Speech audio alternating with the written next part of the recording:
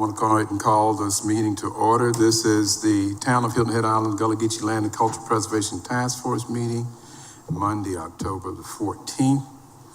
I want to thank everybody for being here. We will follow the agenda unless there is some changes. If anybody has any changes, other than that, I will entertain a motion to adopt the agenda that we have before us. So moved.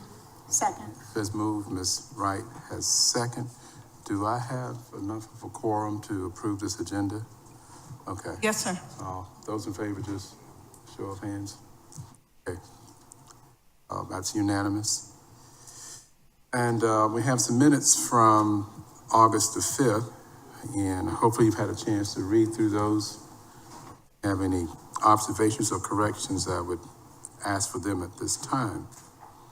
If not, I would like to entertain a motion to approve the minutes of the August 5th, 2024 meeting.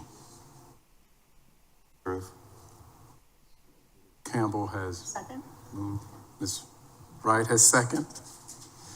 All right, those in favor? That's unanimous as well.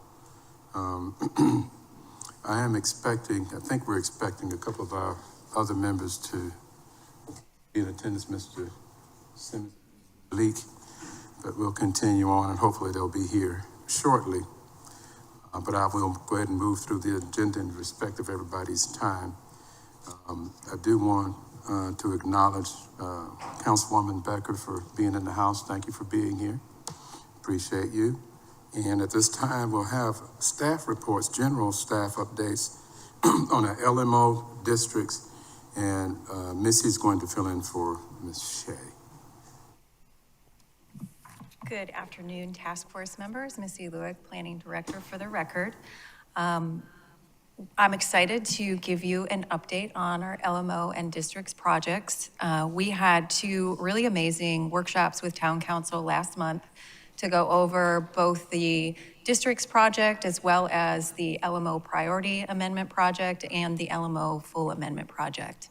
And so there is quite a bit to share, and there were a number of presentations and handouts, and I can follow up by sending the links to where task force members can access that information. I'm not going to go through those presentation decks because it took hours to go through. But in a nutshell, what is important to explain to you all is that for the district workshop, we went through a fairly large slide deck and covered the other 7 planning districts as it relates to the theme, character, vision, and some focus areas for each of those planning districts. And while there was a lot of feedback, we have pages of notes from what we heard from council and those that made public comment at those meetings. We will be advancing some public engagement. So as an outcome, we will be setting those up. They will be beginning this fall, where we will start to have some engagements within the planning districts to talk through that theme, character, vision, where are we headed in the future for these districts, and then some of those focus areas, what are those catalyst projects that will really bring us to that vision of tomorrow. We also will create a public survey that we're working on internally right now with staff, and each district plan will have a public survey that's associated with it. So we're really excited that that project got the head nod from council that says, yes, we can go out and talk publicly with the community about these particular district plans and get some inputs and move forward. So the I guess, schedule or beat for the district plan is that we will be doing these engagements between November and into February of next year. So just know that we will include the task force members on those invitations as all of those meetings are set up. And we should have, we are working on that schedule this month. So as soon as we have that, we will let you know what that looks like. And you'll certainly be invited to those public engagements. And I will go ahead and follow up with the links to where all of these slide decks are located on our website. We also discussed the LMO code project, and of course, that's divided into two main parts, the priority amendment set and the full code amendment. The priority amendment includes 12 topic areas. We've talked about those topics before, but I'll go ahead and name those. The priority amendments include construction management standards, sign regulations, tree protection, common open space, transportation impact analysis, major subdivision and development plan review process, subdivision regulations, short-term rentals, North Point public-private partnership zoning, single-family home mass and scale, commercial structures mass and scale, and adaptive reuse of existing hotels and motels. So those 12 topic areas we discussed in great detail to get inputs on those as we work to finalize some of that code and then have it come to the Planning Commission and then ultimately to Town Council for public review and approval. The schedule for those is that once we've heard those inputs from council, we're working on finalizing some of that drafted code. We will have a public engagement meeting prior to the Planning Commission's public hearing in January on that topic. So sometime in the month of December, there will be an engagement. We will again bring the task force, let you know when that engagement is, and make sure that you're informed of those priority amendments before we get to the Planning Commission's public hearing. So that's what's happening with that particular piece of the LMO amendment project. And then the overall, the code overhaul, if you will, the full priority or the full amendment project, we talked about the overall plan for that, some of the guiding principles that drive that code rewrite or overhaul.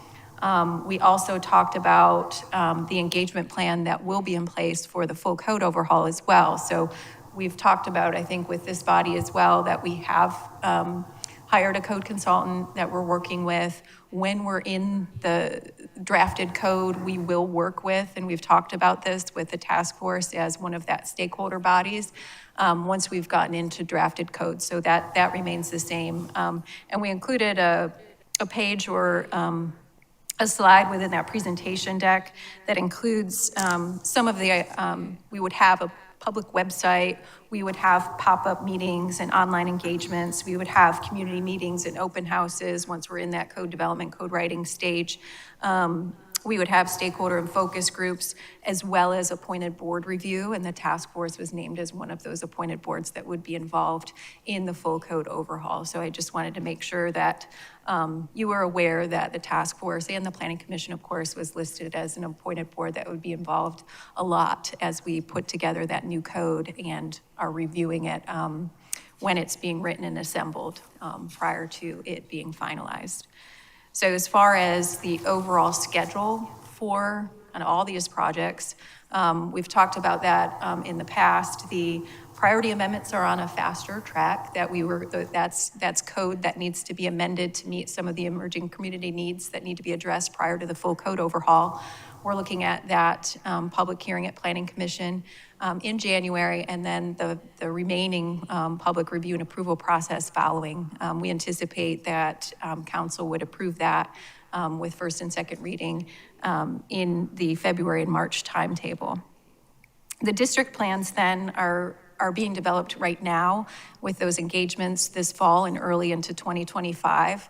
And those will be largely written and ready to go and hopefully finalized for its public review and approval process by the end of the second quarter in 2025. So districts are, in production mode, if you will. We'll be going out to the community to see, what they have to say about these particular preliminary plans and ideas as far as that vision or where we're headed, and then we'll use those to finalize that. The full LMO amendment project, of course, has to come in after the district plans, but we're anticipating that we'll be really far along with code writing in the first 2 quarters of 2025, and then the public review and engagement process and approval process will likely take through the remainder of 2025. So just for your own kind of thought process, it's our goal and what we shared publicly that that project would be adopted in full by the close of the calendar year of 2025.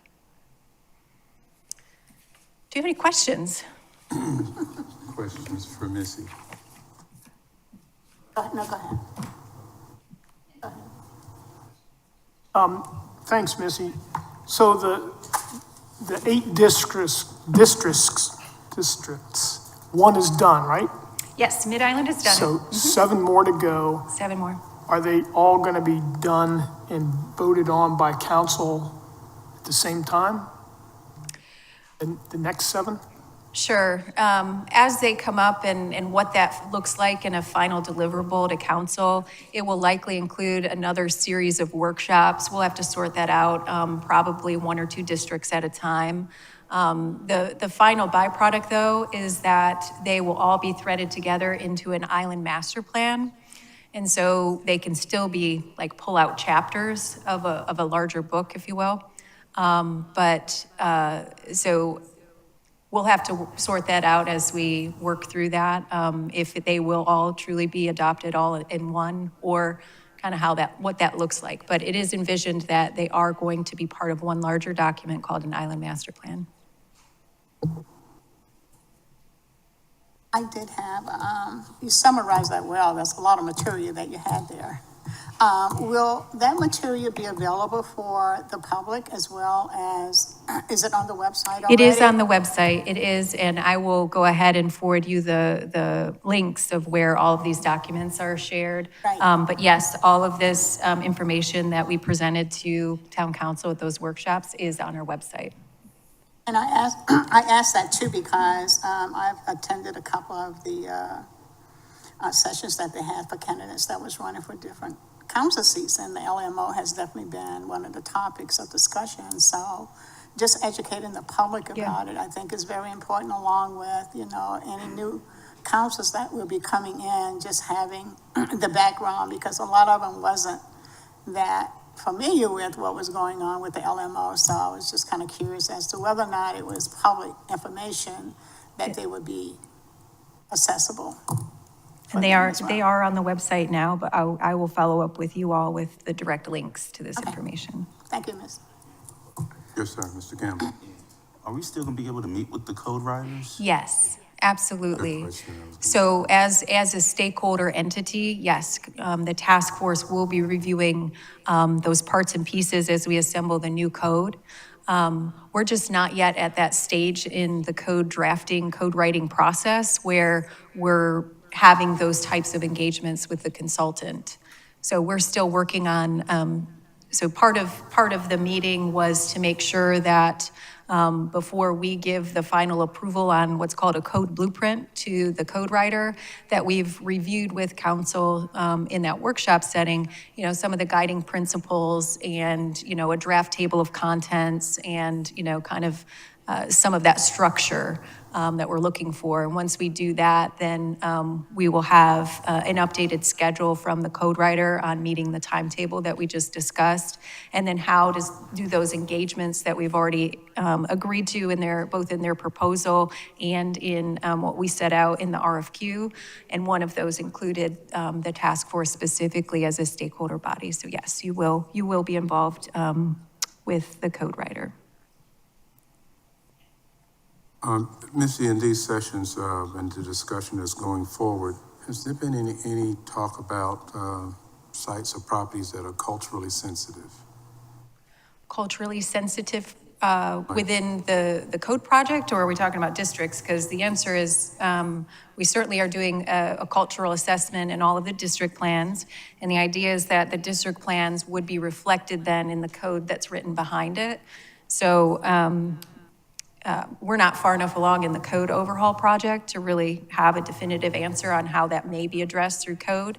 But each of the district plans are rooted in the requirements of our Planning and Enabling Act, and those planning elements that are required include cultural resources as one of those that you look at. So each of the district plans have that as a layer that you're building upon to come up with those goals, objectives, and future vision for that district into tomorrow that then would be incorporated in behind it with the code project.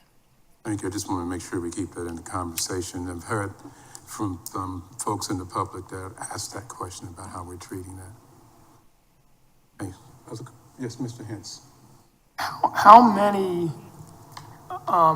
districts have historic neighborhoods in them? How many of them?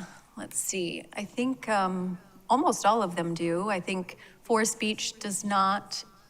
I think Parkway Arts maybe does not as well. I think maybe of the remaining 4 or 5 have historic neighborhoods in them, but I can look that up. There is a layer in all of them that includes in that cultural layer, how many historic neighborhoods are within each of the district boundaries. But I believe at least of all 8 planning districts, probably 4 or 5 have historic neighborhoods in them, yes. Okay. Great, thank you, Missy.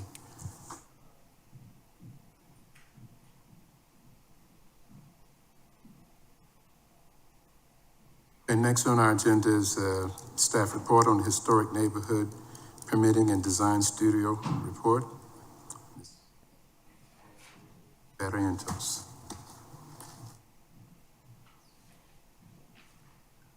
Right, good afternoon, Task Force. I'm Nick Barrientos, Planner Economic Development.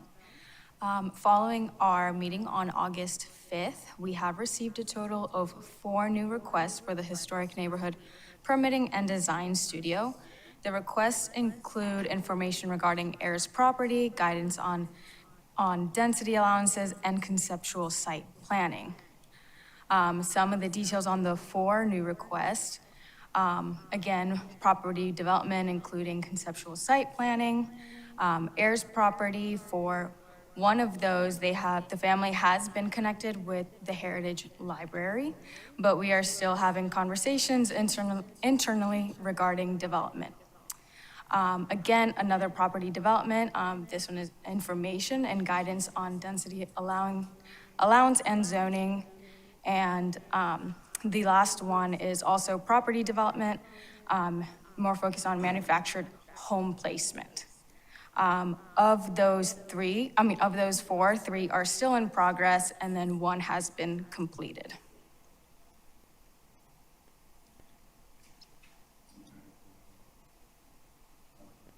Questions for Nick?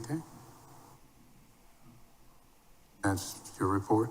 Things are moving along pretty well with the design. Still getting some good activity there. Yes. I know there's quite a few projects that are either on hold or kind of in neutral positions.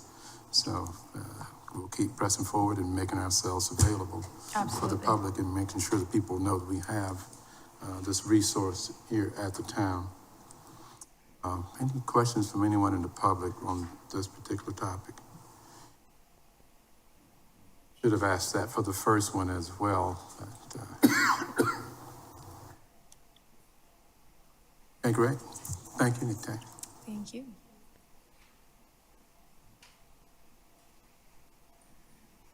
And you also doing the home safety and repair program. Yes, sir. Welcome back. Thank you. All right. Well, for the home safety and repair program, following the August 5th meeting, we've received 3 new home safety and repair applications. Additionally, we have completed 9 more of the home safety and repair projects, consisting of 3 tree-related jobs and 6 home repairs. Compared to the previous report, on August 5th, there has been a significant 625% increase in the projects under contract, rising from 4 to 29. And then all else has remained the same for that.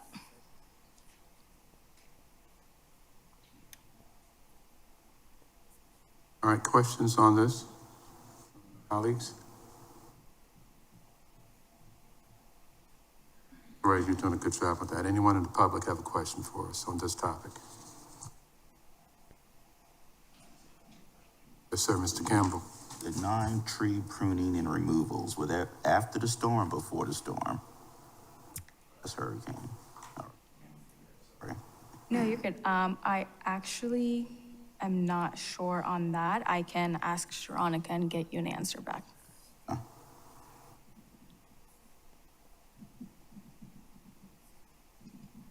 Okay, other questions?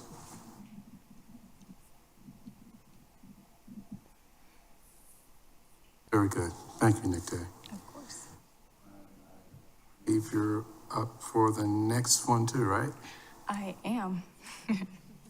So let me just pause here for a moment. We appreciate you stepping in. We know that Ms. Gavin is out, hopefully married by now. So we wish her well. And of course, the staff is covering for her, so that's why she's not here. Okay. Thank you, Nikki.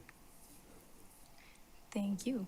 Well, for the lateral sewer connection, actually, since our last update, we have no changes. We still have 45 applications that we have received, and we have 31 completed projects. And I know for this month's report, we have also included the maps. So those have been updated with the numbers for this month. Again, these are just hotspots of where we have been doing most of the work. But for the sewer connection, everything has remained the same.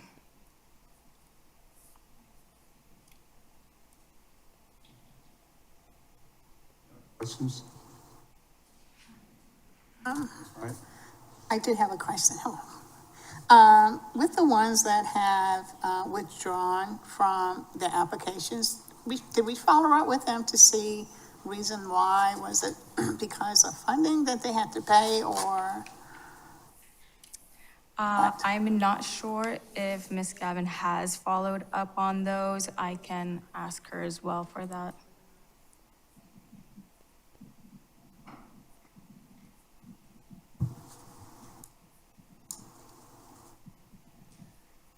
And I guess the other two applications that didn't qualify. Close that. Usually when they don't qualify, it is due to income, being too high. Now, for your ones that are pending, do you know when they might be completed? It says awaiting additional program funds for that one. For the sewer connection? Yeah. Yeah, so those are still waiting funds. We do have, some staff looking into additional funding. So when we have, status on that, Ms. Gavin will be able to share that with you guys. Okay. Now, I mean, how much funding, or do we have a number or anything, or? For the pending projects, I believe we do have, Oh, 82,000. yeah. Oh, So that is what we are in need of, but we are searching for funding for both projects, home safety and sewer. okay.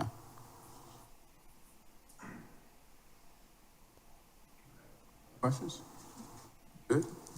Okay, great. Thank you, Nick. Thank you.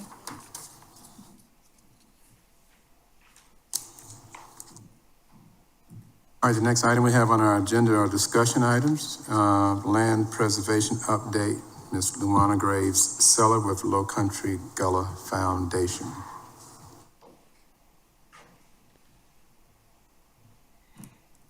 Thank you, Mr. Chairman. I'll switch to this mic. Thank you, Mr. Chairman, and good afternoon, everyone. I appreciate the opportunity to come and spend some time with you, giving you an update on the tax process that has been going on all year long, and the previous tax sale that was a week ago Monday, on the 7th. I'm really excited to share that in addition to having a workshop in October, on October 19th, that's coming up, with the Center for Heirs Property, we also have had another workshop that was with Maria Walls in October. So just to give you an idea of the work that we've done and the land preservation impact report that is in front of you. This year, we had 3 heirs property families that were referred to us by the town, and we are continuing to offer technical assistance to them in addition to genealogy research in concert with the Heritage Library, as well as legal assistance referrals, because We are not an attorney and we do not provide legal advice, but we will point you in the right direction. So we have done that with several of the families, but we are still ongoing with the process with them. Even though we have referred them out, we just oversee to make sure that they are continuing to receive the assistance and the process for the family is moving forward. As I just mentioned, the workshops that we had in October, but in addition to that, this year, we had 2 heirs property and land use workshops. One was a Q&A with the Beaufort County Treasurer. We also did a genealogy 101 with the Heritage Library, as well as doing the Free Wills Clinic. Combined, over 100 people attended all of the workshops, and this year, 18 individuals walked out with a free will as a result of the clinic that we did. What we do with that is we do bring in attorneys who are there to help and assist people so that it is a free of charge process that we have, and we're trying to break that cycle of non-documentation that exists with heirs property issues. So this year, we had been able to assist several Gullah families in the following ways. In Hilton Head, we helped one family that did not or was not able to pay for their taxes last year. They were on the redemption list. We were able to assist them in getting off of the redemption list so that their taxes were up to date, and we are working with them on a plan to resolve the situation. So moving forward, they are able to progress in a positive way.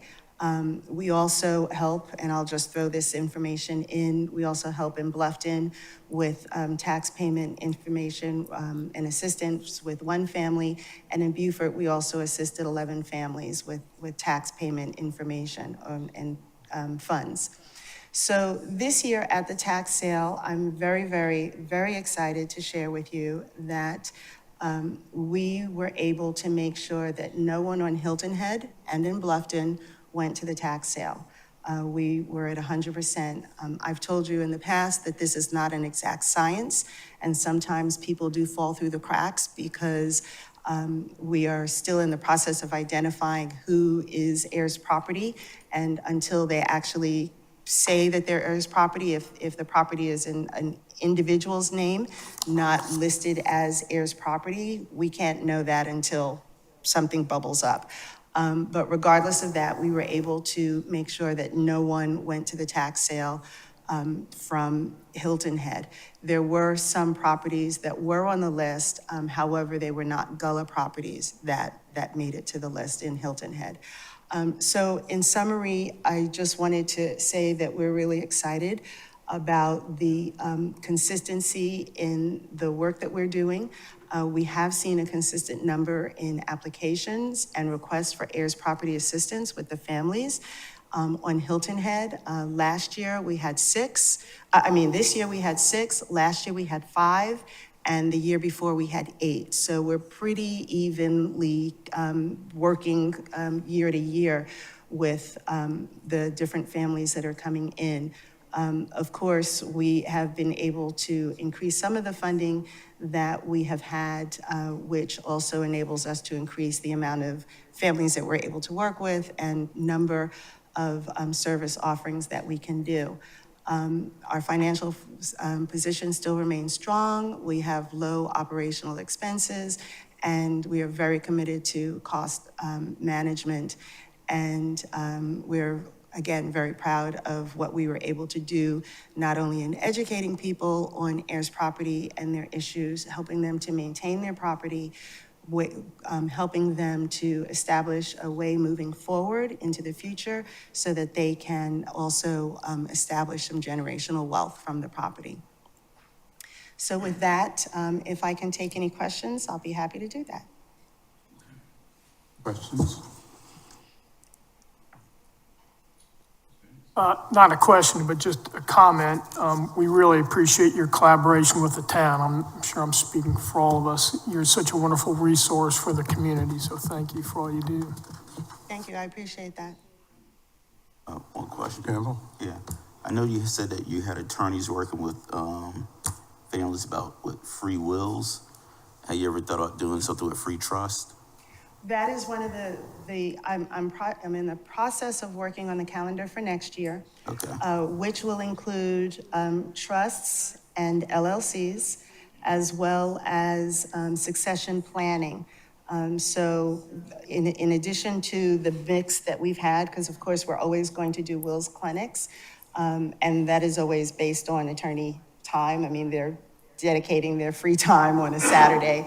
So that will be based on, what availability that I can get from them. But yes, those are two of the workshops that are already on the list that we are planning for next year. In addition to having Maria Walls come out, because there are always questions that come up that she can answer and walk people through the process, as well as having the Center for Heirs Property come out to talk about heirs property issues as well as land use issues. Okay. Sorry, that's right. Yeah, Mr. Chairman. I would just like to say congratulations, because I know when this project started in regards to having to deal with heirs property and having people at the tax sales, there were many, lots of them. And so to now have one or two and being able to assist them, I think is really a good task that you have taken on and did great accomplishments with that. I do want to share as well too, because we recognize the importance of, we as in the community recognize the importance of heirs property and the things that we can help and educate people with. We are doing a film series next week, and the two films that we're showing is going to be centered around heirs property. So if anyone is interested, definitely go to Explore Mitchellville and come out and visit. But it also, I think, would be an enhance on what you are trying to do as well with, on one-on-one, but we as community-wise, bringing in people and experts to show them that it's not just here locally that things like this happen. It happens around the world, but the importance of Mitchellville wanting to help assist where we can to educate people about there is help for that. So thank you for the work that you're doing. I appreciate that. And I have already seen Gaining Ground months and months ago, and it is a really great film that focuses on heirs property issues and Black farmer land loss. And so I do agree with you that it is something that everybody should see so that you get a clear understanding of what the issues are and some of the issues that families are dealing with. So yes, it's a powerful message and tool that you're providing. So I'm grateful for that. I will add that, as you know, I've been monitoring the tax list since April. We started out with 963. So for us to get to 0 of Gullah properties on Hilton Head, that's why we're really grateful with the success that we've had this year. Great. And, do we have any people, I think you might have mentioned that went through the educational part of it? Have some people in that program now? Or you've already dealt with them? And Well, when someone comes to one of the workshops, all of their information, I capture it. Yes. So their email address, their name, their zip code. So when we are doing workshops, they're the first people we invite. In addition to those people, we also make sure that everyone in the churches is aware through flyers, and actually, Sharonica's not here, so I will say it on our behalf. November 17th, she and I will be visiting all of the Gullah churches to let people know that the organization is there, the calendar is coming, that help is available, so that we are being proactive versus reactive, And so that's one of the things that we will be doing. But in addition to that, we want to make sure that people are getting the benefit of all of the information that is out there. And so as we go along, we do share information and documentation, and do you have a will? And if you don't have a will, this is what's coming up, so that we are making sure that the cycle of heirs property is broken. And that's why I asked the question. So thank you for that, because we want to make sure that we get the information out there, that this organization exists, and Yes. that there is help and there's a place to go. But at the same time, as you're saying, we don't want that to be a repeat thing Yes. every year. Very important. And Yes. you mentioned that the health of your organization is strong, so you're still getting good donations and support from public, I guess. Yes, all of our funding comes from donations and grants, individuals within the community for the most part, as well as some local and national grants. I have 3 pending in the air, and hopefully they will land hard with some significant dollars that will help us be able to do more and help more, as well as ultimately expand the offerings that we're able to do right now. And let me just echo that it is great work that you're doing, and I'm involved in some of the committees with your organization, and this year has been kind of a challenge for my schedule, but I appreciate you carrying on the work that you're doing. It's very important that, again, we know that this exists. Well, I appreciate that, and I cannot not give some of the appreciation to the board that I have. It's very active, very hardworking, knocking on doors, making phone calls, sometimes chasing people down just to make sure that they even know that they're on the tax list.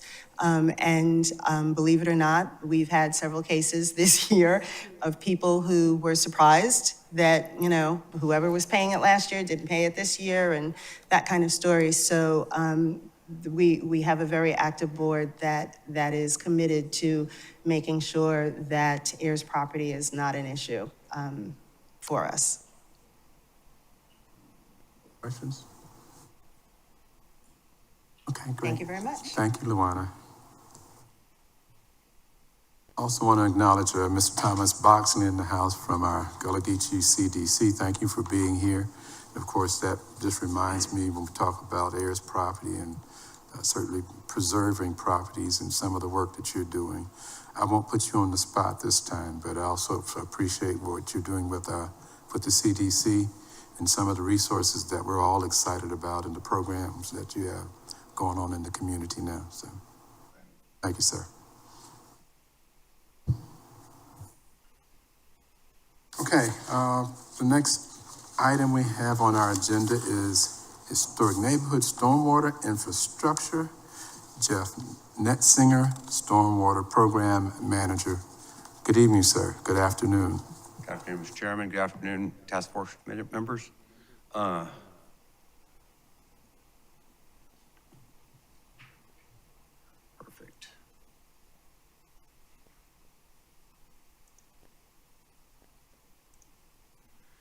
So I just was asked to come here to give you guys a kind of overview on the stormwater program, how it operates on the island.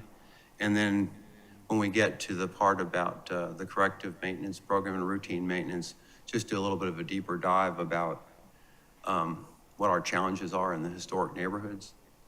So first, I'm just going to start with a rundown of the stormwater utility, which operates as an independent fund with the town. And we provide services via an enterprise fund that is our only funding source is a stormwater fee that comes out on the annual property tax bills for all residents of Hilton Island, collected by the county and returned to the town with a small administrative fee taken for them to do that for us. So currently, the stormwater division is 7 folks, myself and 6 excellent folks that work with me every day. You can see on the right-hand side of the screen, Kelly and Carrie head up our operations section, which take care of our routine maintenance, pump station maintenance, and corrective maintenance program where we fix things that are broken. Then we have, on the left side, our regulatory functions. We are an MS4 community identified by the state and given an MPDES permit in 2016. So that, in a nutshell, without all the acronyms, that allows us to, or forces us to, depending on how you look at it, enforce the Clean Water Act of 1972 at the local level. So we're responsible for making sure that the town, does its level best to make sure that nothing that enters our stormwater system is anything other than stormwater. That's the crux of that. So I could do a whole presentation just on that program, but. You could do a whole presentation on the acronyms for me. Yes, so the acronyms are troublesome many times, so.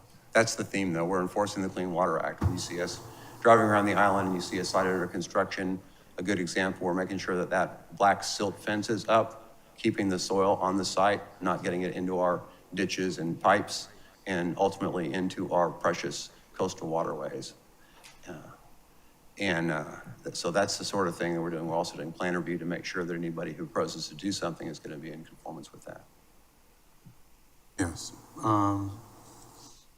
Questions at this point, and I'm sure you have more. Well, I can just maybe run through to the rest of the program. Sure. And we can stop for a second before I dive into the historic neighborhood challenges.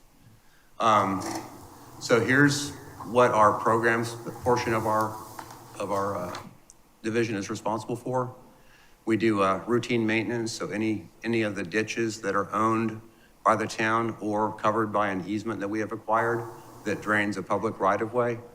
We go in and mow those ditches and keep them clean and free functioning, and so we can get to them, inspect and pull things out if there's a blockage during a storm, make sure they're functioning properly.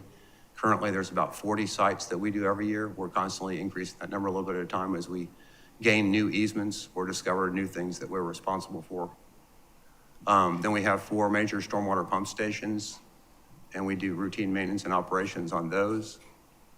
I'm going to skip down for a second our inventory and modeling program. We've been doing that since 2003 on the island, getting inventory and finding out what sort of stormwater infrastructure there is on the island, including pipes and ditches and inlets and all those sorts of things. And then we build models of each watershed on the island so that we can utilize those models to see where we might make improvements. And then if we do put in improvements, see if those improvements will function to help fix an issue if we have a major drainage issue. Then we have some monitoring programs. These are more recent programs, except for water quality. The water quality monitoring program we've been doing continuously since 1999. We were way ahead of the curve on anybody telling us that we ought to do that. That started back in the Sally Krebs era, where we thought it would be a very good idea to see what's entering our coastal water bodies and marshes and creeks. So we've been doing that continuously and looking for spikes and trends to help us deal with any problems that might come up. In the last few years, we've installed 3 tide gauges, so that in addition to the tide gauge down at Fort Pulaski, we have 3 locations where we know better what the tide is doing during a storm event, understand how the storm surge is impacting the island, and that will help us make decisions, do it during storms, and then in the future, maybe when our resilience plan, which we're working on, comes through, find ways to deal with increasing tides and increasing surges. And then finally, our weather monitoring program is standing up. We're trying to get more weather data around the island, rainfall, wind speed, and lightning detection, those sorts of things. So when we have extreme events, we're better prepared to understand what's going on and how to respond. And I've already talked to you about the MPDS and LMO acronym permit compliance stuff. So now I want to focus on the project delivery through our corrective maintenance program. Well, this slide is an insert just to show you all the sorts of services that we do using contractors and consultants. We don't have a public works department, so everything that we do in the town to fix problems or to understand problems is using contractors. So those are a list of the various types of services that we contract. Sorry, can you go back to that for just a second? Certainly. So the vegetation management is to the right is focused on our routine maintenance program for ditches, like I talked about. We do a street sweeping, which is also part of our routine maintenance program. The video pipe inspection, pipe cleaning, pipe lining, infrastructure repair, those are all things that we have to be able to do to fix problems. So that's all part of our corrective maintenance program. And then the watershed modeling I talked about earlier in that inventory component of our program.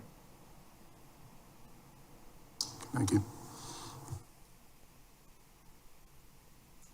So here's a kind of a big picture of what the stormwater program is currently responsible for as it relates to the extent of service. So this is where the town uses its resources to correct problems. Primarily, our function is first and foremost to take care of the town-owned systems, anything that where water originates in a town-owned right-of-way, and then anything as it leaves that right-of-way until its tidal system outfall. We try and get an easement over that, and we maintain that. So we maintain all the drainage in the town right-of-way and the town easements. And then, of course, we're responsible for maintaining stormwater infrastructure on town property. The extension to that is via the PUD and POA agreements we have in some of these larger private communities where we provide just corrective maintenance service, no routine maintenance, nothing else. Just if there's a problem, we will add it to the list and correct it. And those agreements come in pairs. There is an easement document associated with the terms and conditions of the drainage agreement document. So we currently have 22 of those. There's a potential that we could have as many as 60. And the reason that's possible is because these PUDs and POAs have platted shared communal rights of way within their communities. And the agreements are narrowly focused on supporting correction of drainage issues and failures of the system for the components that drain their rights of way. So we have an easement that covers that, and that's the narrow terms of the services we provide. Not included in the EOS, and this map is we're continuing to make improvements to it because it's kind of difficult to understand, and we try and make it easier to communicate and to understand ourselves. But currently, the other public roads on the island are the responsibility of the public entities that own the roads, chiefly the county and the state. So as far as the public roads are concerned, the town only owns about 10% roughly, and the rest of the roads, public roads on the island are either responsibility of the state, which is the lion's share of the roads, or Beaufort County. And you can see the color coding on the map. It shows the state roads in red. So that would be your William Hilton Parkway, Marshland Road, Squire Pope Road, Gumtree Road. I could list them all probably if you gave me a few minutes, but you got the gist. And then the second largest is the county roads, which are in blue. Of course, there are other blue things, county property, including the airport and the Beaufort County school system campus. But you can see that's a relatively much smaller footprint. And then if you struggle to look around for the green roads, you'll find a few. And then the rest of what you see on that screen in the green is the town-owned land. Then the drainage agreement property, which is the line, the large yellow areas on the map. And then if you look for anything other than that in the gray, which is kind of hard to see on this slide, for some reason it doesn't show up as well as it does on a paper, is the private property that we can't get to provide service unless we get an easement. Because we cannot spend public money fixing problems on private property where there's no public benefit. So that's the conundrum that we face that makes it a little bit more difficult to provide service when we get to certain parts of the island.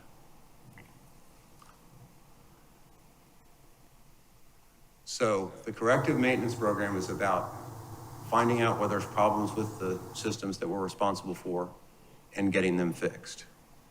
Every time we receive a request, we log it in a database. And we've been doing this since 2010, continuously, all in the same database. Every time a request comes in, if it's a phone call, if somebody walks into the lobby, if we meet somebody in the field, if it's an email, if it's something we receive versus our C-Click fix that you can enter using the My HHI app that is available for download from the town. No matter how we receive that request, we log it into the same database. And then the procedure from there is always the same. We have to go out and evaluate it and vet it very often, most often in the field as well. Try and figure out what's going on, where it is, whose responsibility it is. And if it's a responsibility of a public entity or the town, we also evaluate it and give it a score. So say if we had a sinkhole on Gumtree Road in the middle of one of the through lanes that was, causing problems, safety problems for traffic, it's causing two problems. There's probably a problem with the pipe. There's also a safety issue on the road. So we would evaluate that, and if it was on Gumtree Road, we would evaluate and score it using this tool we have developed and use every day on a 1 to 20 scale to give it a priority score. How bad is it? How quickly do we need to get to it? And then make sure it's tended to, especially if it's a high priority score.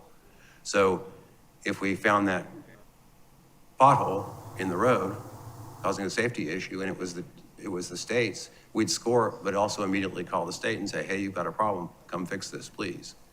And as we advocate for the state and the county respectively to correct deficiencies that are their responsibility because it's in their infrastructure and their right of way, we advocate based on the highest scoring ones first. I mean, if we maintain a list of our referrals to the county and the state, and we advocate on behalf of the town to get those corrected, and we continue to work with them to try and get them to fix the problem, especially the high priority ones, as quickly as possible. And if it belongs to the town, if it's a town responsibility, again, still scored, but now it's our responsibility to fix. And again, we fix stuff based on that same priority score. The higher the score, the more quickly we're gonna be able to budget for it and take care of it. If it's an emergency project, once you get up into the 12s and 13s and 14s of our 1 to 20 scale, those are things we need to take care of immediately. So after we have a constantly running dynamic list of our active service requests.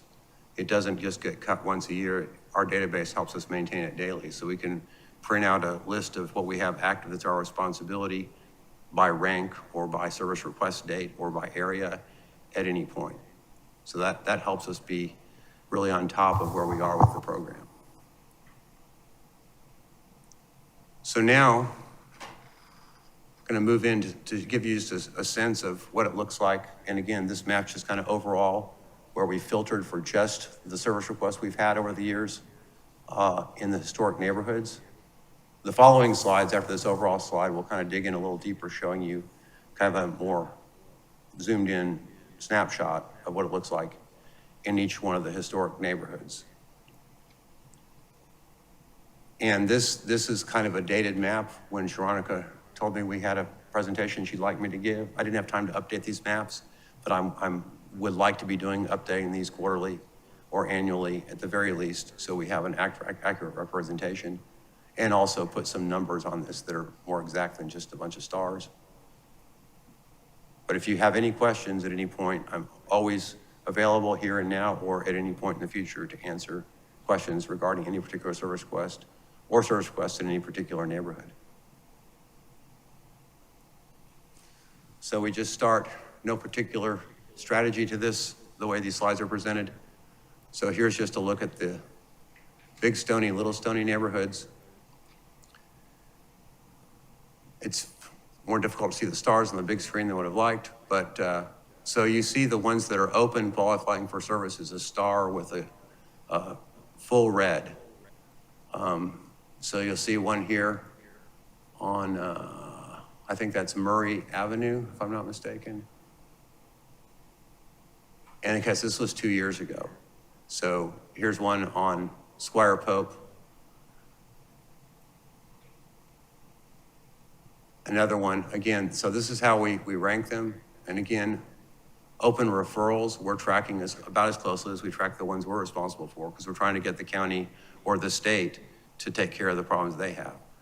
And this also doesn't show you the priority scores, but it shows you kind of a sense of how many requests we get over the years. Some of them are very low scoring. And we also, if they're closed, they're not closed necessarily because we completed service. Okay, the closed referrals here in purple were just closed because they didn't qualify and they would not be able to be fixed by any public entity. unless there was a future easement at some point. And if they're a white in the middle, that means that we provide service and they're closed. I'm sorry, I got that confused. Yellow is not qualifying. Purple is closed and done by either the county or the state. I'm sorry for that. So but that's the same on every slide. Please stop me if you want to stop on any particular slide. So here's the Squire Pope area. We got a lot of requests here. We actually have an active CIP project to fix 9 of these that we have that are open along Gumtree Road from School Road up to where what we call the Gumtree Channel crosses just before you get to Wild Horse Road.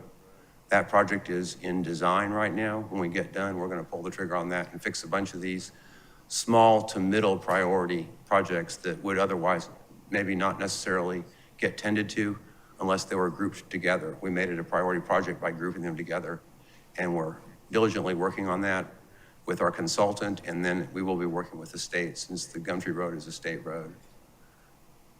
So that we should be going to construction on at least a couple of those projects by the spring of next year.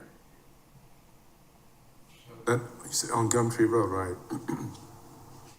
So that includes where the Gullah Museum is and. Yes, it does. Yes, it does.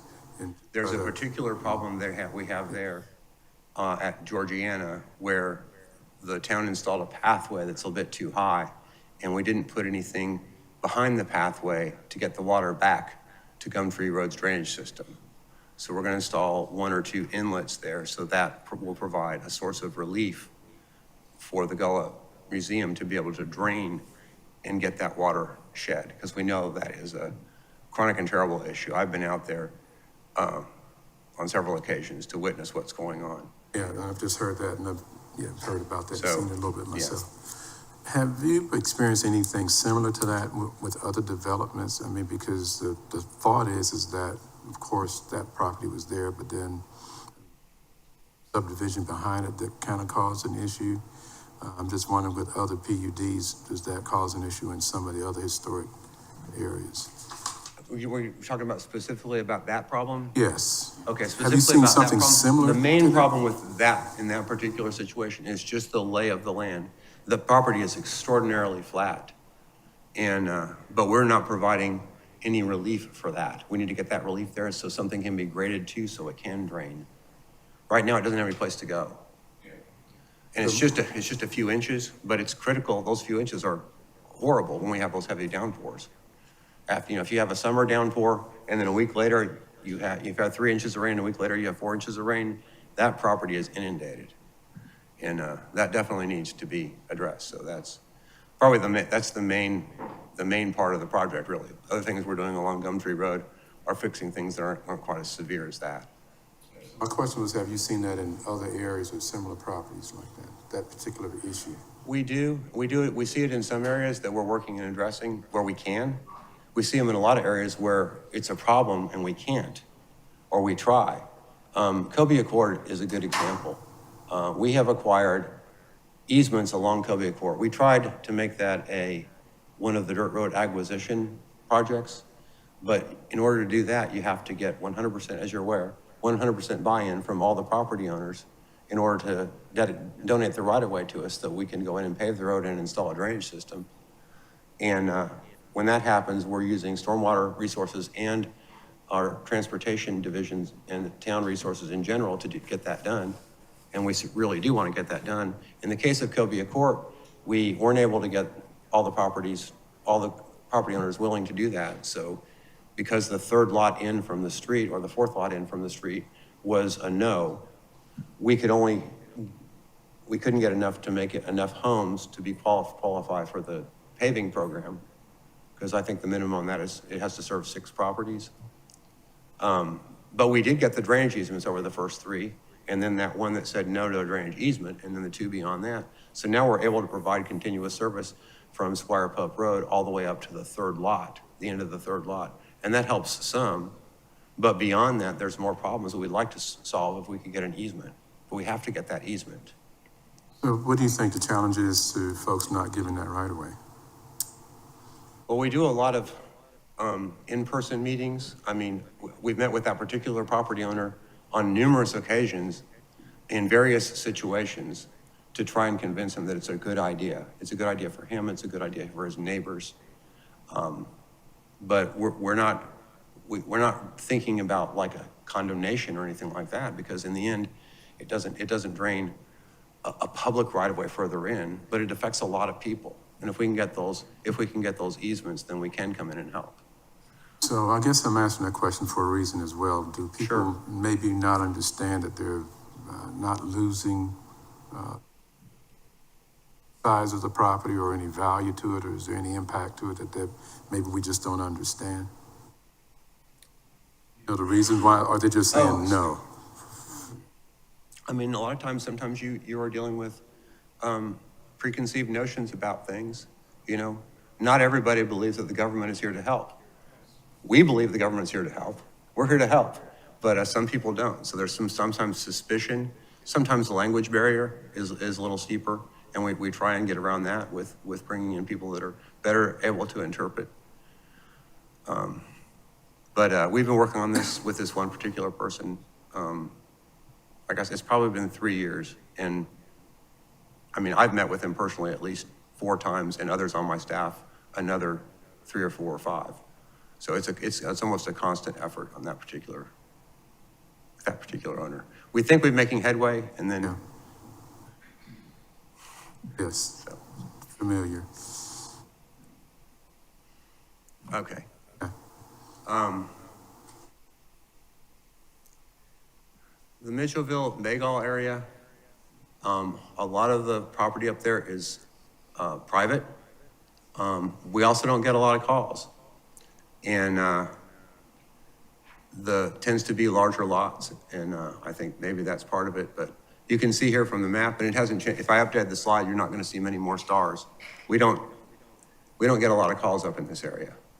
We're out there, we do get the occasional call. I think since we made this slide, I think we had 1 on Great Barracuda and 1 on the street adjacent. I can't see the name right here, but I know it was another one that ran down a parallel street. And again, you'll see it does not qualify because it's on private property and there's no easement, so we can't do anything to help.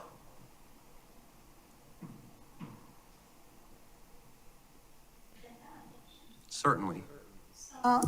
To the Mitchellville slide, so the impact for construction in the area, specifically on like Beach City Road, like definitely down at, and specifically Mitchellville Freedom Park. I know that we're having to do construction, and so the whole stormwater thing is going on. So what impact does that have on existing stormwater issues or with new construction? So at Mitchell Hills Historic Freedom Park, there's there's construction going on. Will be, yes. Yeah, it will be going on, but it's part of an attempt to make improvements across the site. Part of our capital improvement program that's being done, implemented in phases by various parties.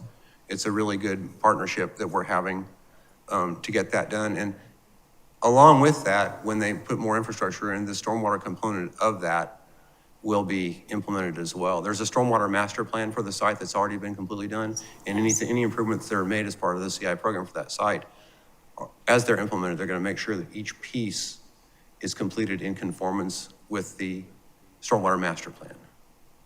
Does that help? Yes. Okay. Along with any other area, like in the Bagel area and going down on Bagel in that area. I mean, there's so much construction going on there as well. So, but you're saying that you're not getting a lot of requests from that area? Well, when we're talking about a request, somebody calls and says, I have a problem. There's, and usually up there, because there's not a lot of infrastructure up there, there's ditches, mostly ditches, but not very many pipes unless it's a driveway culvert. And again, most of the roads are either private or county or state. And some people may call the state and never call us. The only ones we know about are the ones where we hear about. If we hear about it, though, it goes into our database. But then if we're talking about the area beyond that, we have an active project that we're trying to get into the Dirt Road acquisition program with Alice Perry and Horse Sugar. And we have enough homeowners up there, and apparently there's enough buy-in that looks like we're gonna get that done, which is exciting for us. And of course, when we go in with that acquisition and paving program, the stormwater infrastructure comes along with it. So we're gonna be able to provide more service via any one of those projects if we get a dirt road paving project So off the ground. Mitchellville Road, the dirt road, Yes. is that in the plans to be paved as well? I can't answer that directly. I know there is a Mitchellville acquisition project going around. That's one I'm not familiar with yet. Okay. If there's a need for stormwater infrastructure associated with that project, we will certainly be able to provide help. Thanks, Jan. While we're on the slide, can you identify where that 20-some acres that was just acquired to take off development is on this map? No, sir. I'm actually saw that, and I need to look and educate myself. Okay. And that'll certainly help Yeah, with stormwater management. certainly. I think it was set aside for preservation, according to the way I read the article, though, so. I mean, I just read the headline. I didn't read the details, and I'm sure I will learn. While I'm on the same slide, I was talking about the Alice Perry project, but if you look over here on Wiley Road, that is now blue, now owned by the town. Well, that's a successful implementation of part of our program to get the dirt road acquisition and paving done. Now we can go in there and maintain the stormwater system on that road and go and address problems that affect anybody who touches that along the right-of-way, if it's associated with the right-of-way. So we have success stories on these slides that I may be overlooking, because if I go back to Squire Pope, we have Blazing Star, again, another one of those that we did and were able to install drainage infrastructure, and that there's what we call a BMP. That's another acronym. It's a best management practice for making sure that when the water that leaves the Blazing Star roadway system gets cleaned before it enters the marsh. And that's one of the locations that we perform routine maintenance on.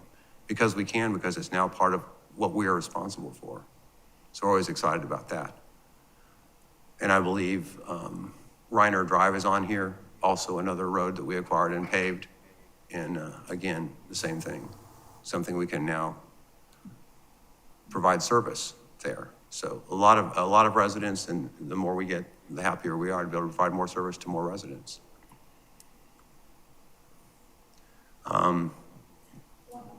Sure.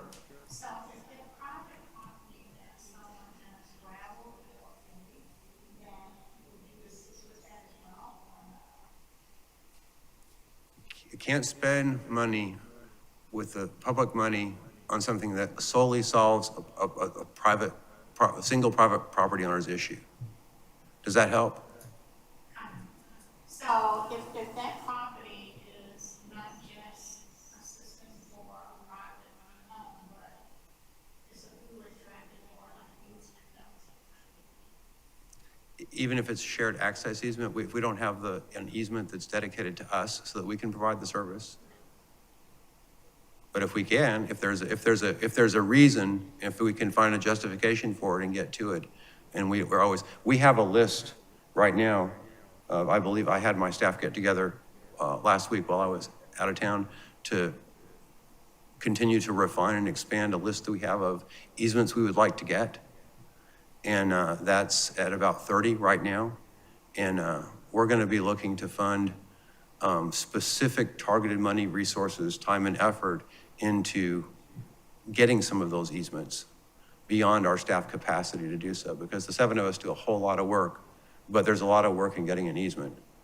And a lot of that is advocating, conversations, and then a lot of it is research and legal stuff.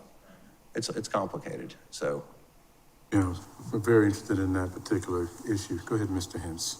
So do you typically have to pay for easements, or are you given easements because you're fixing problems in the neighborhood? No, easements are generally donated.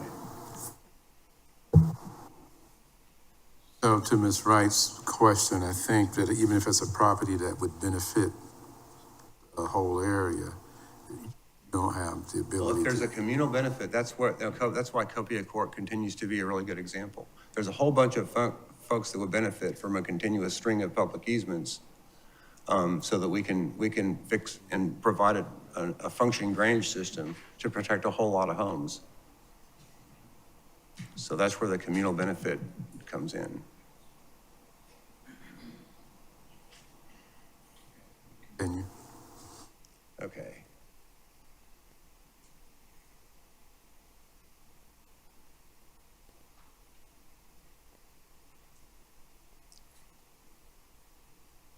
Grassland and Big Hill. I was thrown off by the orientation, but now I'm there. Okay, so the what we now call the town-owned Mid-Island tract over here to the left.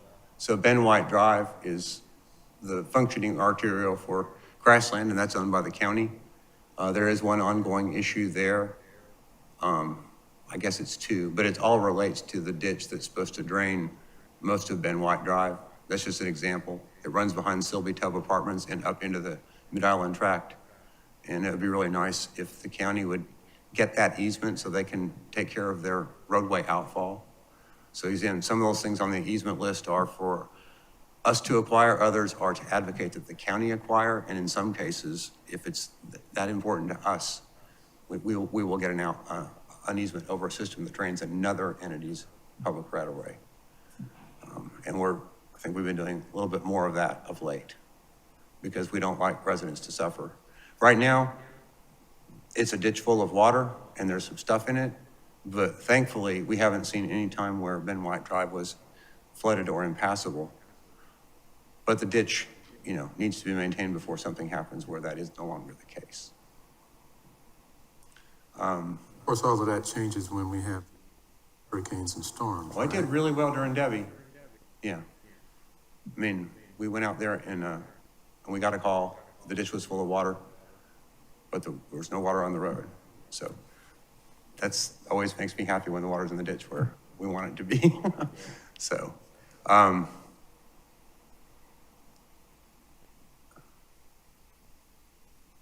only have a couple more, I think. Yeah. So, Gardner and Marshland, there's isolated locations. There's places that we're trying to get easements. Allen Road, for instance, drains part of Marshland Road. There's no easement across the ditch that goes across through the middle of this property and underneath Allen Road. That's an example of one where we're trying to get an easement.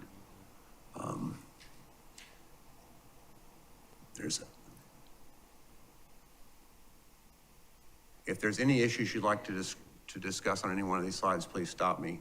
I'm not going to have highlights on every slide, I don't think. So, the neighborhood behind, where the new apartments are, they're not new anymore. Right off of Marshland Road, was that Aquaterra, the neighborhood that's behind there? The Christian Academy site. Yes, okay. Yes. And they built Aquaterra, yes. So that neighborhood back there, I'm drawing a blank on the name of it as well, but that's in this Marshland Road area too, right? What's behind there? So it's up here. So we have Gardner Drive right here on this map. You can see my mouse moving around. The Old Willows neighborhood is right here. I think the community that you're talking about is this apartment community right here. It's a residential community. Oh, probably the Willows. No. So Aquaterra, where my mouse is right now, that's where Aquaterra is now. Okay, and directly behind there. And there's a neighborhood here at the end of a county road. Okay. And we went in there, they had a lot of problems during Debbie. We went back in there. And Old they're having trouble Old getting. Woodlands, thank you. What is it? Thank you, Old Woodlands, No, it's not Old Woodlands, it's adjacent to Old Woodlands. okay. But, No, Old Woodlands. I'm trying to has think of the name of the- some issues as well, all right? Yeah. Old Woodlands, that backs right up to the old Christian Academy. yeah, we're dealing with Old Woodlands, which also has, there's some issues that we're dealing with. But that's the But one I there's was also a thinking about. neighborhood there's an apartment complex here that's just can't get their water out to the ditch. And it's a single parcel, so we can't really help other than let them know there's a ditch they can drain to. And I think they're working on grading it so they can, because their parking lot, there were large parts of their parking lot. It wasn't just past the curb, it was 6 inches above the curb. And more than a third of the parking lot was impassable. after Debbie. Well, yeah, Old Woodlands was the neighborhood I was Yeah, thinking about. Old Woodlands, and again, all the roads and all the easements in Old Woodlands are county. We advocate for the county. They've been doing a lot of stuff. There's more for them to do. They have a project planned to clean one of the ditches here between Indian Trail and Marblehead that kind of butts up against it. So the only thing is the easement is only 10 feet wide, and you can't do much with 10 feet. If you get a drainage easement for a ditch, 20 is way better than 10. 10 is really hard, and the ditch is right in the middle. So, but we got an update for them a couple weeks ago, and it's design is well underway for them to figure out what they need to do to fix that ditch and make it easier to maintain.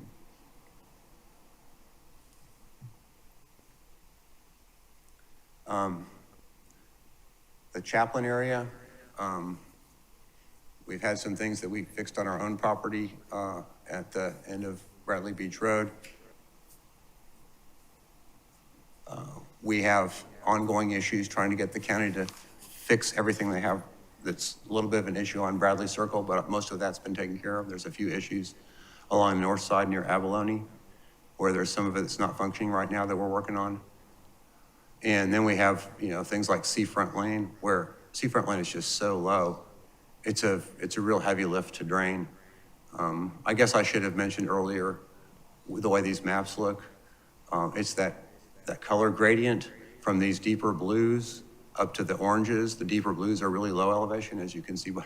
And then the oranges, the oranger it gets, the higher the elevation. So when you see a community where we have most everything is that light yellow to the darkening blues, it's a real low-lying community. So there's ongoing challenges anywhere here you want to build a house.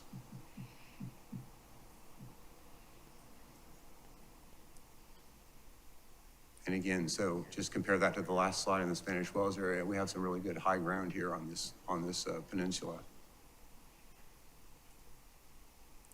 And again, we had the a neighborhood meeting on Muddy Creek at the recently acquired town property there. And we began conversations with the county to see if there's something we can work out to start to make some improvements to Muddy Creek Road and Bryant Road in particular, because they could use some improvement to the roadside ditch drainage system and then the roadway itself. So that conversation has really just got underway. There's more to come on that. But those are county-owned roads, and again, primarily their responsibility. Again, if you have any questions, so I think you might all be aware that we're trying to acquire and complete Freddie's Way drainage or road acquisition project. We have a design to go in there, and if we get the right-of-way successfully, to pave it and install a drainage system on Freddie's Way. So that's going to help out a lot. And Oakview Road has its own issues. Again, that's another road where we're working with the county to see if they can't make some improvements. There's a long stretch of Oakview Road that doesn't even really have a drainage system. You drive down that road and it just goes from the edge of pavement, down a little bit on the shoulders, but it's just up into the trees. And parts of it, there's not even a right-of-way. They're just an access easement that the town or the county operates in, and it's not even a dedicated right-of-way in part of it. So how does that work with the drainage or the stormwater on it? I mean, that's pretty close to the marsh. Yeah, there's a couple of inlets that were installed where this drainage ditch that goes around from Oakview and back underneath Oakview and then parallel to Friday's Way out to the marsh. There were we maintain the outfall ditch twice a year, and we keep the inlets clear, and we're gonna be maintaining every 6 months also this piece that goes between the two. And again, this is an example of where the town got an easement because we could drain it, we could better make a public right-of-way drain better. But it's the county's right-of-way, and we continue to do a lot to help it drain, but more can be done in this particular area. And we'd like to do more.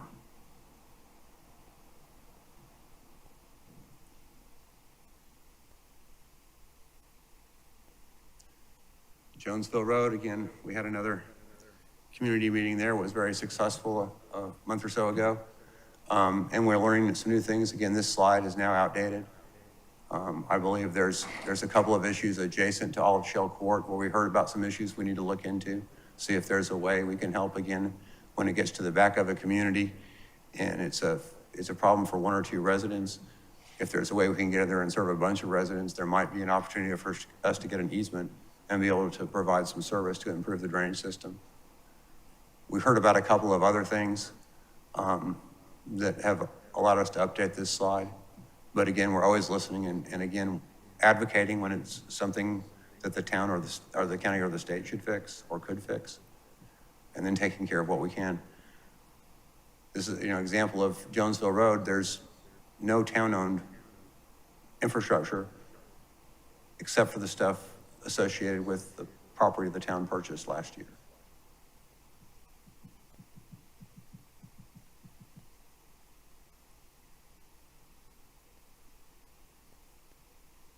Any more on the slides? I think we're getting close to my wrap-up slide here. So just to give you a sense, back when I started talking about how we're maintaining that database, receiving requests, ranking them, right before this meeting when I was on the phone with Veronica, I updated the list to get ready for this. But I can update this on just about any day. So at that point, it was 136 open qualifying service requests. Those are requests that are open that qualify for service by the town. We can fix it. We have the legal ability to do so, and we can.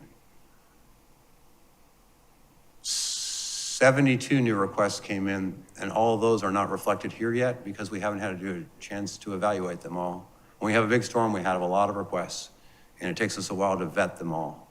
But we are diligent and ongoing with that effort. This slide was made a week or so ago, and it said 31 were still being evaluated. I'll bet that's 20 now. So we're getting to the bottom of the list. So every year we budget based on how much money we have for the program, our staff capacity to implement projects. Again, and we have contractors that do it, so we have to work with contractors and do job orders and all the due diligence on figuring out what needs to be done, preparing a plan for correcting each one, and then implementing that with a contractor. And then the other thing that more recently has gotten into us is contractor capacity. There's not a lot of folks to fix stuff around here, and more folks are competing for that same flat level of resources. I'm not saying that resource on the contractor side is dwindling, but there's a lot of competition for those services, and they're doing a lot of work as not just our drainage infrastructure continues to age, but everybody's drainage infrastructure continues to age. And the more age we have on a system, the more deficiencies we're gonna see, and the more things that are gonna need to be fixed. And so that's another challenge, but we combine those three items to figure out what we can reasonably hope to achieve during a particular year when we budget for those, based on the highest priority to the lowest until we get to that point where we've decided that's the work we can do. So those show you the ones in red that we're tending to this fiscal year.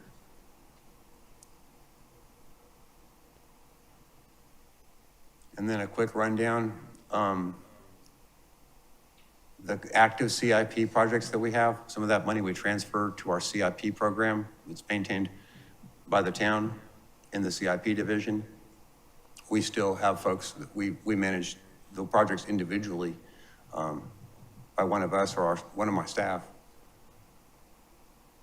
So a big problem we have is an aging pump station at Wexford that needs an overhaul. It protects a whole lot of folks, and it's having a lot of middle-age to old-age problems with the infrastructure. I talked to you about that Gun-Free Road project. That $80,000 we might need to supplement with additional money because it looks like it's probably gonna take a little bit more than that to fix everything we wanna fix.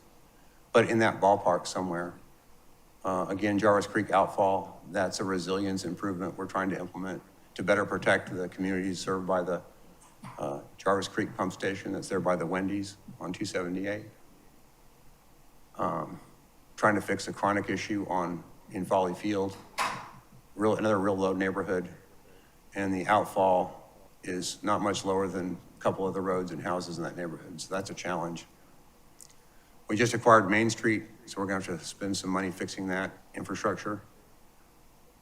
Palmetto Hall at Fish Hall Road, It drains a large area, including the Palmetto Hall community, but also the hospital district and some of North Main Street. All relies on a single outfall, and it's inadequate to the task we think it needs. I'll skip going through every single one of them, but as we look forward, we're constantly maintaining a list and prioritizing a list for potential future CIP projects, many of them in conjunction with other capital improvement programs that the town is implementing related to parks and roadway improvements and pathway improvements. But again, I mentioned, for instance, the Muddy Creek neighborhood. If we work with the county and there's some way we can chip in to help benefit and make it a joint effort for improvements, we're looking at that keenly right now. And then as we start looking at the challenge we're facing, trying to get water to drain with these tides that are getting a little higher every year and king tides a little higher every year, we're thinking that the Squire Pope area could benefit if we went into several of those outfall pipes and put a flat gate on them so that tide water doesn't come back in on us. Again, it seems like it's a theme we loop back around to Cobia Court. If I put a flap gate on one or both of the two outfalls, the water that originates there can get to the marsh, then that tide water won't come in and defeat the whole drainage system during a surge tide. How have we addressed that same similar issue over at Hudson's Restaurant, where we get those big tides and it would come into the parking lot over at Hudson's? Can't do anything about the parking lot at Hudson's because It's too low. private and it's on their Because it's own. private, Yeah, and their problem is from the marsh. right? Yeah. But I think they've embraced it, haven't they?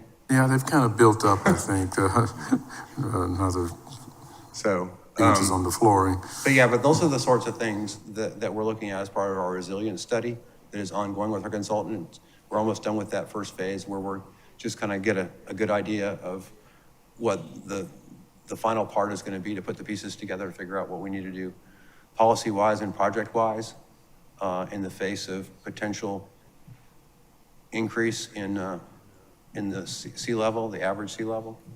And that will, inform things like backflow prevention, maybe addressing roads that might be a little bit too low or need some other sort of help.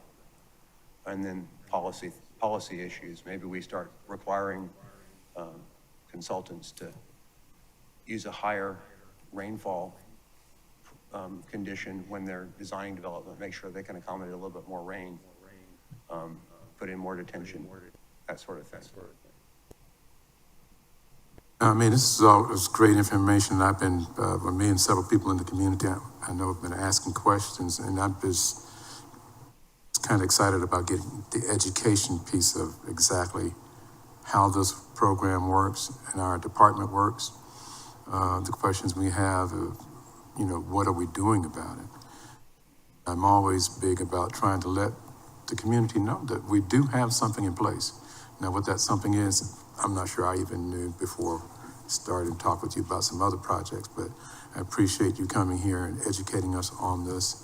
And I can see the excitement. I mean, it's probably doesn't make the most exciting novel to read, but it's all very good information. And I can see how excited you get when we help some of those areas and get some people some relief. So thank you for that. We have other questions for Jeff? I did. I had a quick question, Jeff, just for my clarity. Looking at this last sheet that you were just speaking on. So for clarity for me, you're saying that like the Yacht Club, Wexford, and Palmetto Hall with the stations, with the pump stations, right? And you're having the town help maintain those as well, although that's private property? So the 4 major pump stations on the island, we are responsible for. Okay. We built 3 of them, and the one in Sea Pines also protects all of South Forest Beach all the way up to Caligny Circle. So there's a very large public interest in making sure that's functioning as well. But we built the other 3 and are 100% responsible for operation and maintenance of those. And those were informed by modeling efforts you saw when I talked about earlier to figure out what was going on and where we had a threat. And then we had a lot of problems. the town has done a lot to protect the island over the last 25 years when it comes to projects. We've upsized a lot of pipes, we've expanded ditches, and we've built things like pump stations and more robust, what we call control structures that let water out and don't let it back in. So we've done a lot, and we're very happy with where we are, but we're excited to move on and do even better and serve more people. Because, and again, it's when you get to those last